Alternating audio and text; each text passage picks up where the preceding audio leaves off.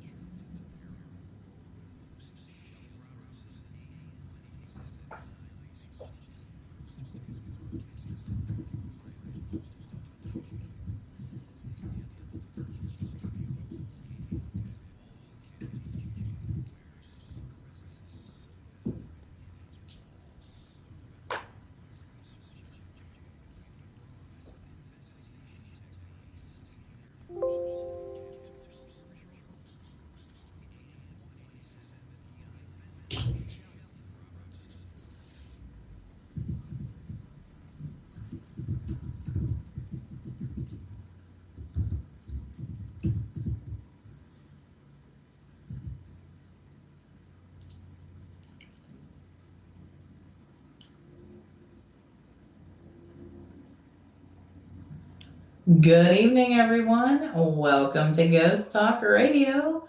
We have a fantastic and interesting show planned for you tonight, and we are coming to you live from the haunted old Paulding County Jail. Make sure y'all come to the chat room at wbhm-db.com, where you can join in the interactive chat, and if you have questions or want to tell us an experience you have, you can do that. Tonight, here in the old sheriff's office, I have Kristen Boyd with me, and we will be discussing a super interesting topic, which is haunted and cursed items. Hello, Kristen. Hey, everyone. First, I tell you what, let's just dig right in and get to what a cursed item is, how it becomes cursed. Now, a cursed object, it's an object that had its own energy removed, and in its place, it's been given a disruptive energy field instead. Now, the person cursing the object is not able to do it of their own personal power. Instead, they would have to be possessed themselves, or intentionally inviting a possession to occur through such things like a ritual, and that gives the entity permission to do so, to curse the item. Now, for cursed objects to be truly dangerous, okay, it must contain an energy field that is capable of causing destruction by its very presence, which is why when someone comes across such an item, that just touching it or bringing it into your home can cause so many problems. The energy field of your home or the person who touches it begins to change it, and serious damage from one or more sources within the object is usually the result. Now, the problem with cursed objects is that the objects are not alive. Instead, they are solid material objects, meaning they cannot be healed or uncursed very easily. It's better just to contain or remove the object from one's home. So, Kristen, let's just talk about some of these cursed items. Now, it's just such a great topic. It is one of my favorites. Mm-hmm. Now, I've come across the painting, Yes. and it's called The Hands That Resist Him. So this painting could be considered both haunted and cursed. Oh, double whammy. Double whammy on that one. And with the strange stories that surrounds it and the people who have owned it and come in contact with it.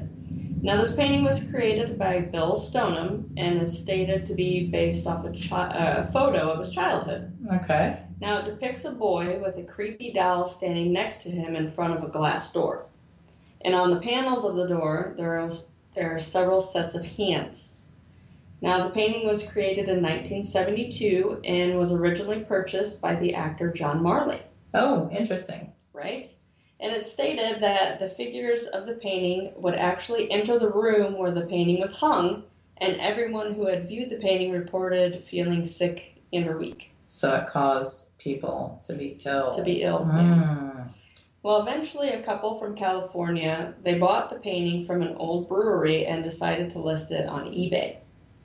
Now, they actually did warn potential buyers that the children and creepy hands in the background of the painting had a tendency to move on their own, but it still ended up selling for $1,025. So, they bought it probably just to see, and they paid whatever. I would probably do that myself. Well, it was stated that the last owners to have it, who was the owner of an art gallery, and the Los Angeles Times critic who reviewed the show that the painting was hung for, both died within a year of laying eyes on that painting. Just looking at it.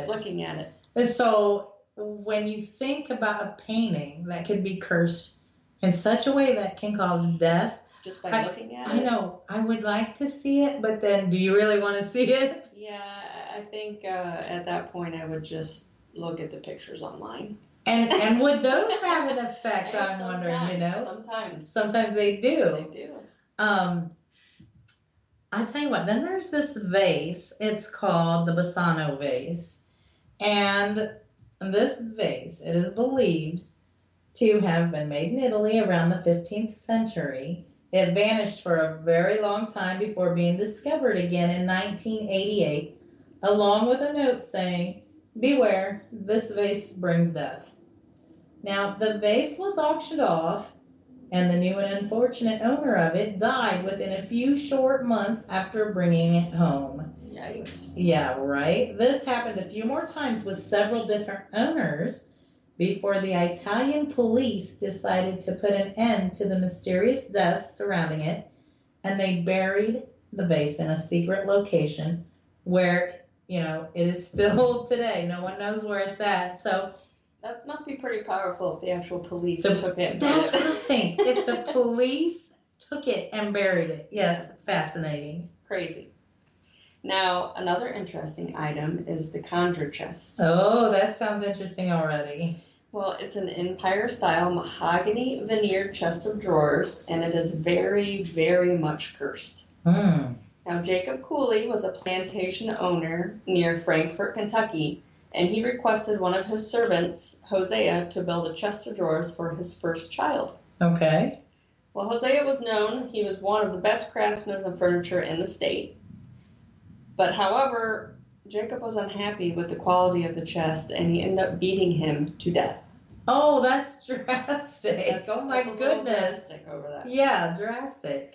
Well, the other servants Jacob had, they weren't very pleased with that, and one of them ended up being a conjure man who remembered and practiced the ways of his people from across the seas. Oh, wow. Well, one night, the servants all gathered together, and they placed a curse on the chest that would include the death to all of Jacob's future generations.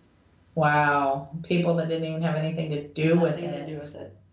And ultimately, the curse is said to have resulted in a total of 16 deaths throughout the history of the Cooley family. That's just unbelievable. But at last, one of the descendants of the Cooley family donated the chest in 1976 to the Kentucky History Museum in Frankfort, and they have kept the chest in storage along with placing a talisman against the curse, which is a handful of owl feathers within one of its drawers.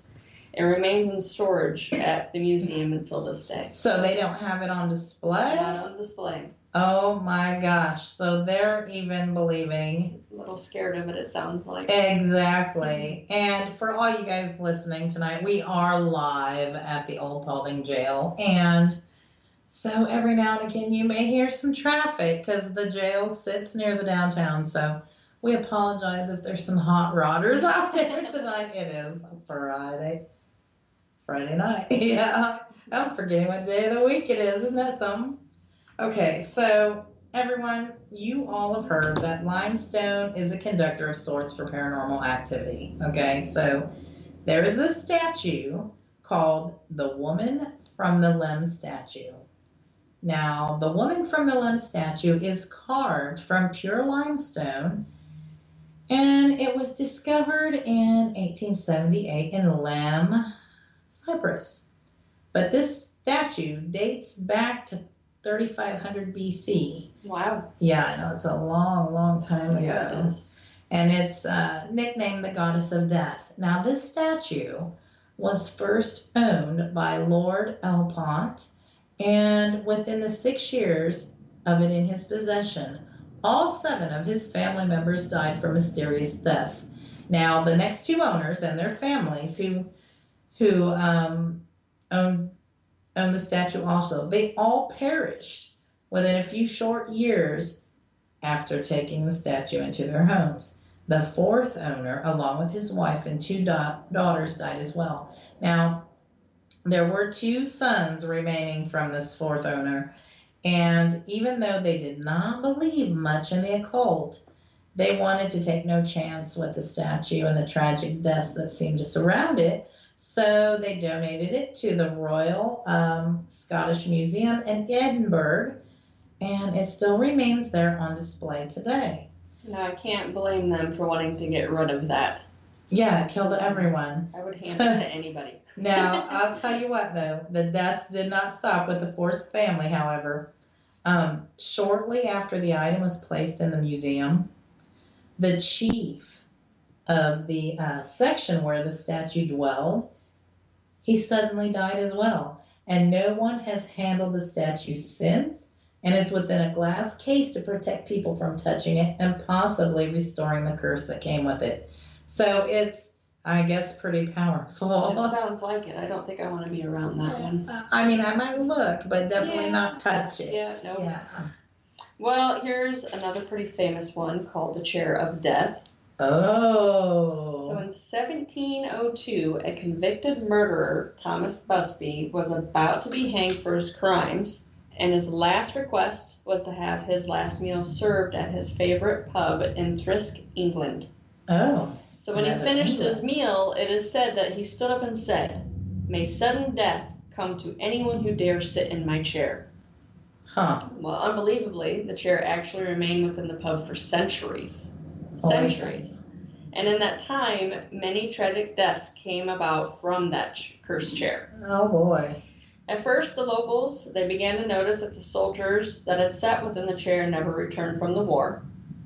And then in 1967, 2 Royal Air Force pilots sat in the chair only to crash their truck into a tree shortly after they left. Wow. Then in 1970, a mason tested his fate, only to die that afternoon by falling into a hole at his job site. And just a short year later, a roofer died the same day after sitting within that very chair when the roof he was working on collapsed. Wow. Now, the death toll only continues from there. Finally, the pub owner, he placed the chair within the basement in hopes the curse would stop, but unfortunately, it claimed yet another victim. Oh, geez, even after he hit it That's terrible. in the basement, yeah. So it just so happens a delivery man decided to take a quick break and sat in the chair in the basement and ended up being killed in a car accident that very same day. Oh my gosh. So in 1972, the pub owner decided to finally donate the chair to the local museum, and with hearing about the local lores and deaths that surrounded the chair, the museum was very wise and took no chances of anyone being able to make that mistake again, and they hung it 5 feet in the air. And the chair is still on display 5 feet in the air for curious onlookers to take a look at. So yeah, you can look, but there's no way you're gonna sit down in it. Right. Well, that's kind of pretty smart, because if it is indeed cursed. Yep. Now, here's another kind of a famous cursed person. The story with the person. It's the James Dean car. Now everybody knows who James Dean was back in the day. Yeah. Well, he had this 1955 Porsche Spyder that he named Little Bastard. Now, he adored this car, and even though he loved this car and all its power, he was warned by Sir Alec Guinness that the car itself was evil, and he claimed that if you get in that car, you'll be found dead in it by this time next week. That's what he told James Dean. Dang. Unfortunately, James Dean did not listen, and indeed he was dead by the very next week. The curse itself did not stop.